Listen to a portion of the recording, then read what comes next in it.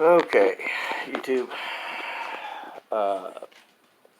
This is a video to explain never take new parts at face value.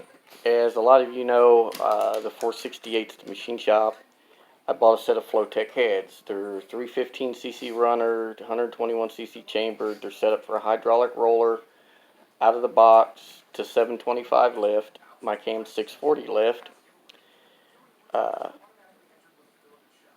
Flotek shows them as the valve spring pressures at installed height is 215 pounds, all the way open as far as it'll go is at 530.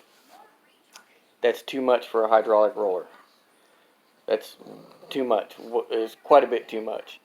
You should be around 140, 150, 160 max at installed height, and I think Howard said no more than 430 at max lift, which my cam was 640.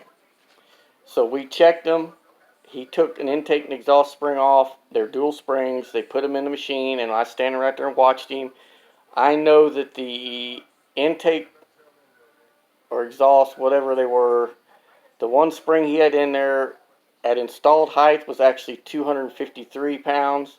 When it was all the way down to 640 on the lift, it was like 612. It was way too much. He calls Howard's to find the specs. I jump on the phone to Flotek. Flotek didn't answer the phone. And it was probably 20 minutes. She calls me. He's still on the phone with Howard's. He gets the specs from Howard's on what it should be at. This woman tells me right off the bat, she says, take the inner spring out and try it. Well, in the process of doing that, the head guy's looking up the numbers for the springs. And to make a long story short, we take the inner spring out, just the outer main spring. The part number was actually correct by itself for my cam. For majority of all hydraulic rollers, it was the right part number. I couldn't tell you what springs they are, but I want to. They were PAC springs, I think. PAC, PAC's what he said they were, brand springs. So he checked it. It was like 153 installed height, and it was like 396 or 398 right at 400 at 640, which was perfect, they said. But I wanted to make this video for two reasons. One, never trust what your parts people say. I don't care who it is. With the best intentions they have, don't take it for granted that they're new, ready to run out of the box. Anyone that's ever bought aluminum heads should know this. Never take them out of the box and bolt them on. Take them to a machine shop, have them pop them apart, vacuum test them, pressure test them, make sure, check the spring tensions, do all of that to them. This guy's been doing heads for 30 years, and he said that the Flotek heads, the first time he's had one apart, he said and looked at them, that is probably one of the better setup heads and tested better than any of the big name heads that are out there that he's done. Dart, Brodix, Edelbrock. You know, he pressure tested them or pulled a vacuum on them into the combustion chamber. None of them leaked. They all were tight, which is saying something. Most of the time the guides leak.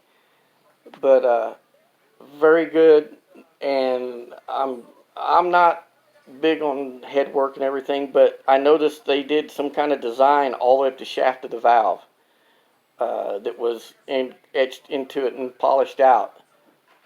Whatever it was, it impressed the guy that was doing the heads. The parts that they used, you know, the PAC springs, retainers, locks, the valves, you know, they're a 230 188 valve setup in the head, which 230 is a little bit big on the intake valve. Hopefully I don't have no piston to valve interference issue with them being a 230 and not a 220 or 225. But, you know, it goes to show you. But the people at Flotek, this lady was ready to either overnight my heads to them and fix them, overnight them back. They were going to overnight springs. They were going to do whatever they needed to do to make it right, and the woman never asked me once for proof of purchase. As soon as I give her my name, she's seen in the computer where I bought them through Summit. And they were directly shipped to me, drop shipped, whatever you want to call it. They shipped them directly from Flotek to me. She had all my information. And the thing was, they just had a meeting that morning about this problem because it's come up before now.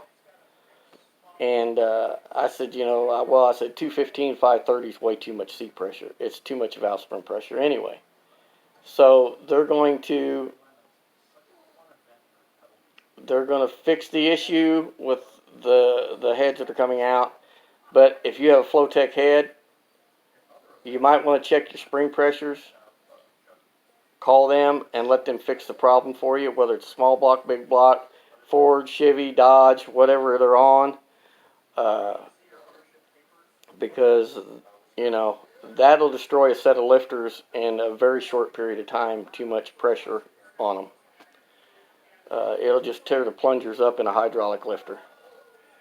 And even on a solid, it could cause you problems, because a solid I looked at, and there was even more than that.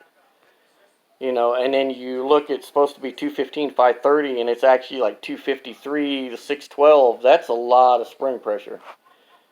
That was 612 pounds at 640 lift. You're talking what?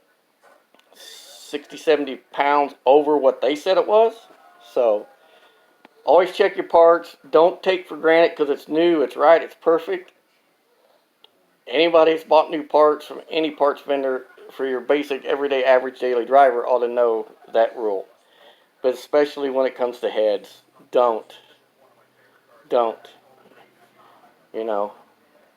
And another thing too, and this is my personal thing, anybody that runs aluminum head, whether it's a hydraulic cam or it's a solid cam, roller, flat tappet or what, but the stress that is put on aluminum where your head studs go in, always run a stud girdle.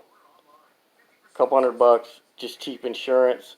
It keeps them from walking back and forth and stressing where the stud goes in.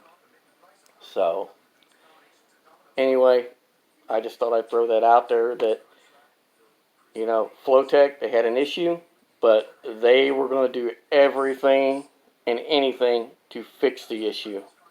And that's stand-up customer service. I've heard that about them.